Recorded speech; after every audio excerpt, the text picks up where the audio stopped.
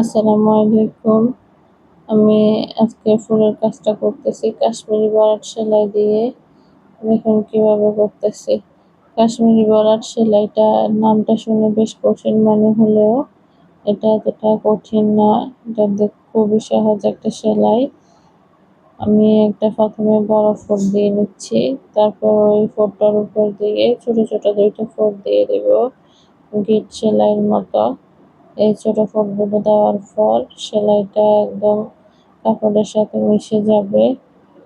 এটা এমন একটা সেলাই, এটা কাপড়ের সাথে মিশে থাকে, খুবই সুন্দর লাগে এবং মজবুত হয়।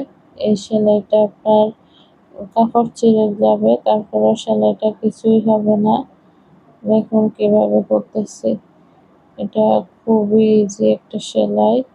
এভাবে করে বড় ফুলগুলো যখন ভরাট করা হয় দেখতে বেশ দারুণ লাগে এবং ইজি মেথডে করা যায়।